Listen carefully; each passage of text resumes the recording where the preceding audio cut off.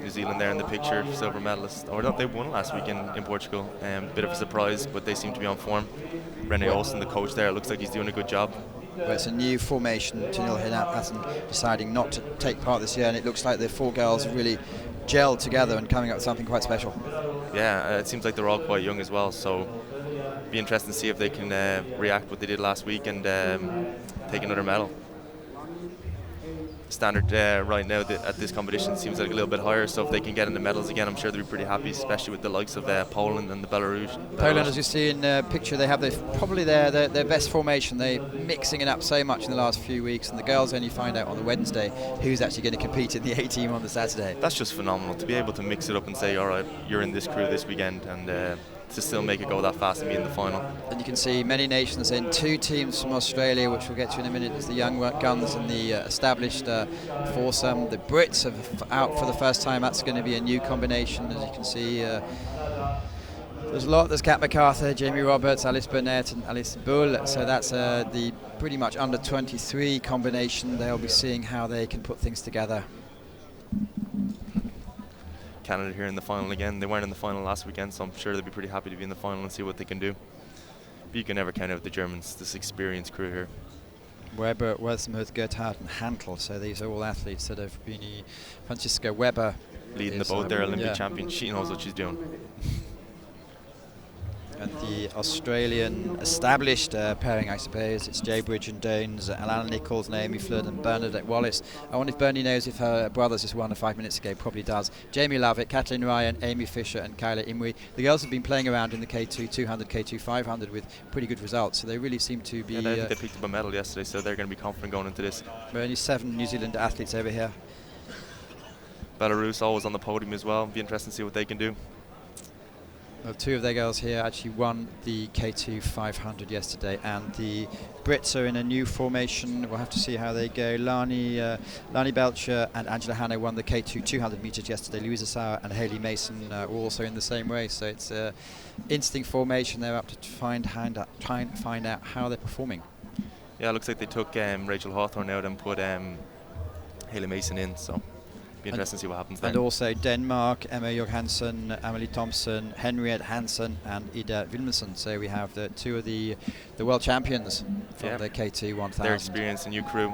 The coach Bacco from Denmark wanted to try that out and see if they can get the quota for World Championships in Milan. Well, it's important they perform. There's a picture of New Zealand. As we said, they won last weekend against different competition. Looks Belarus like also look like they're going out strongly. There's Belarus in your picture. Bit of a timing problem there in the back, but I'm sure that won't phase them too much. They're so strong. Looks like Belarus and Australia are out to good starts. Germany back a little bit, but I won't count them out. Looks like it's still with Belarus at the moment, and then basically joined with Germany, Poland and Australia. So it's going to be interesting to see what's going to happen here in the last 200 metres. Well, Belarus have probably spent most time together out of the whole 4 combinations, so perhaps they're the experienced boat. But this is where you said it really starts to hurt as they come up to the last 200 metres. It's Belarus from Germany and Poland still in the mix, with Australia in 4th position as we go forward. But Belarus have a half a boat length ahead of Germany. Yeah, Germany now coming into the medals. Belarus look like they have a fairly commanding lead, but Germany are having a big push now, and Poland, so this is going to be really interesting to see if Germany can pull this off.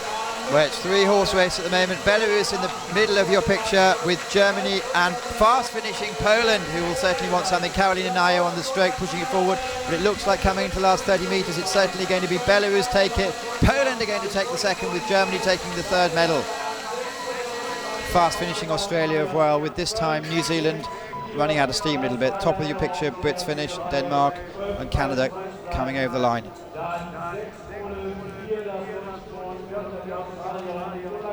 That was a great race there, but Magneva last year before she was married was Triskejevic. So it's a powerful performance there. Yeah, Belarus just led from pillar to post. They'll be happy with that. Poland also had a strong finish on Germany. I'm sure Australia will be happy with that as well, beating New Zealand and the other crew as well, the younger ones. So, well, they're still work in progress. They all have Jay Bridge and James obviously sacrificed, if that's the right word. The K1 200, Alana Nichols has been out with injury problems for the last 3 years. And you can say Naomi Flad's switching sports, and so it's really a powerful performance there. And Bernadette Wallace is very, very strong in the back as well. New Zealand, I wonder if they're going to be disappointed with this after last week's performance. We have to ask after the coaching staff. Yeah, I'm sure they'll be disappointed, but especially coming after the win last weekend. But they also got to realise that with the crews that are here, there's no one really missing except for Hungary, and they're right on target to qualify that boat. So Barry, what can you take away from today? What's impressed you out most?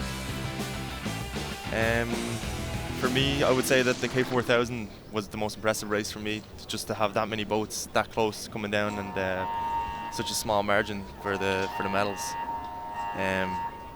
It's motivating though. Go home, get training.